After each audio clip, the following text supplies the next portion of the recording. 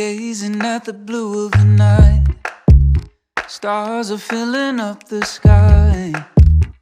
You take my hand in yours. We'll make our own constellations. I could say how much you mean to me, but it won't mean a thing, 'cause words never sound quite right. Let's find our own kind of language. We have searched the whole world and all around it. Didn't know what we were looking for till we found it. They could say they've seen the highest mountain, bottom of the deepest sea, but no one's ever seen a love like this. They could dig up all the baby treasures where it's worth more than anything, but no one's ever seen a love like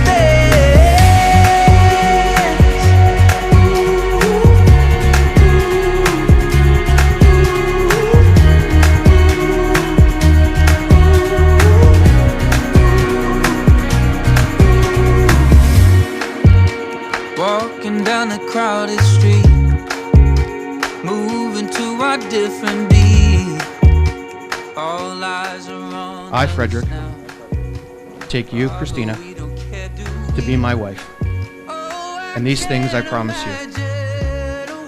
I will be faithful to you and honest with you. I will respect you, trust you, help and care for you. And I will forgive you as we have been forgiven. Through the best and the worst of what is to come, as long as we live. I, Kristina, take you, Frederick, to be my husband. And these things I promise you. I will be faithful to you and honest with you. I will respect you, trust you, help and care for you. I will share my life with you. And I will forgive you as we have been forgiven. Through the best and the worst of what is to come. As long as we live.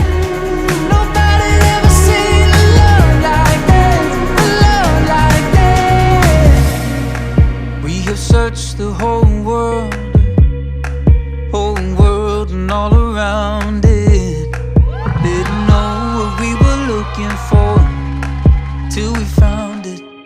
They could say they've seen the highest mountain, bottom of the deepest sea, but no one's ever seen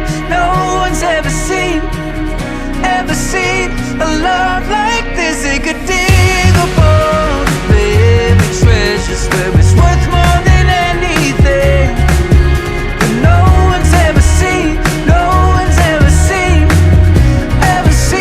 a love like this.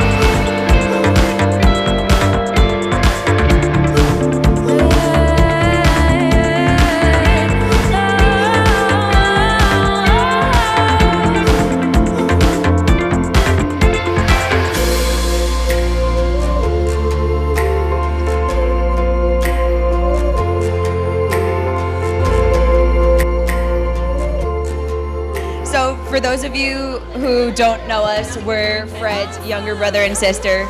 Having Fred as an older brother was great. We only got to see him on the weekends, so we used to try and pack as much into our 2-day visits as possible. Whenever he would come over, you could almost guarantee that when he left on Sundays, that we'd have some kind of bruise or bump or accidental injury. So Fred wasted no time in those 2 days. You know, you had to fit all the older brother bullying and making sure that you knew he was better than you and older than you and taller than you and bigger than you. And, you know, a typical weekend with him would include somehow forcing Aaron and I to run around the basement in circles while they threw pillow cushions and futons at our feet to try and trip us up as we ran. And, you know, even if they got us and we fell, we got up and ran another circle so they could throw more pillows at us. I remember that I used to think it was so cool having an older brother like Fred because he used to let us watch movies that we weren't supposed to, like Wayne's World and Austin Powers. Don't forget about Hot Tub Time Machine. Oh, okay, yeah, you're right. Or, you know, he would take us out and just prove to us how he could hit more home runs than us in the baseball field in the backyard, which was only big enough for first and second base. You couldn't get it back around home, but, you know, anything over 30 feet was a home run, so. Or the proper way to burn ants with a magnifying glass. Being the only girl in our family is something I've always taken a lot of pride in. And it was a lot of fun having all brothers until I look back to why I'm still afraid of the dark as an adult.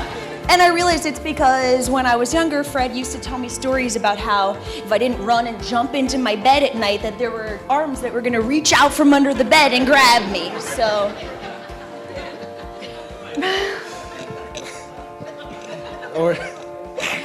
Or just the million times we would, you know, go down the street and we would hang out with the cousins, and Ryan and Fred used to pair me and Aaron and Brendan and Mary Ellen up against each other like it was UFC fights. And they'd go, okay, like, girls bout and guys bout, and we would go at each other until the point where, you know, we were getting, what's going on down there? You guys doing something? And every time Mary Ellen and Aaron would get together, it would, you know, it would start off like, oh, it's a good fight. They're getting some good clocks in on each other. They're getting some good arm bars in.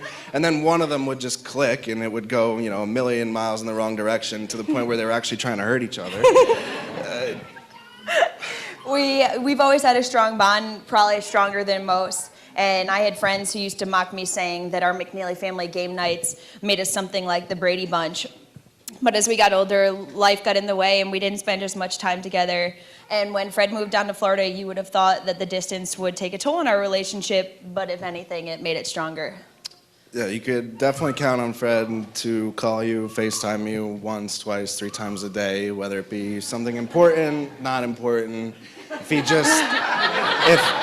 just had, you know, some amazing sandwich, if, you know, he went to McDonald's and got the round egg on his McMuffin instead of the other egg, you know, some chocolate milk he just found out about, or something like that. My favorite was the summer that Mom and Dad bought me plane tickets to go see Fred and Kristina. You know, we had an awesome couple of days. We went to the beach, we went to Universal, you know, but the most memorable part of that weekend was coincidentally the drive back to the airport. Where, of course, you know, Fred made it super weird and he started bringing up topics that older brothers and younger sisters generally shouldn't speak about. And he told me that Kristina was pregnant, and he followed it with, oh, and by the way, you can't tell anybody because we're not telling anybody else until Christmas Day. And then he said, goodbye, good to see you, have a safe flight home. Okay. So here's to the happy couple. May you continue to find the magic in each and every day. Here's to a lifetime of happiness together. To Fred and Kristina.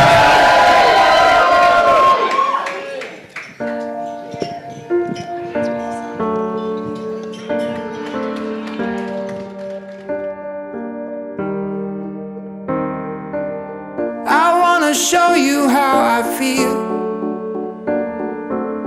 My love, it's my heart that you steal. And I can't help falling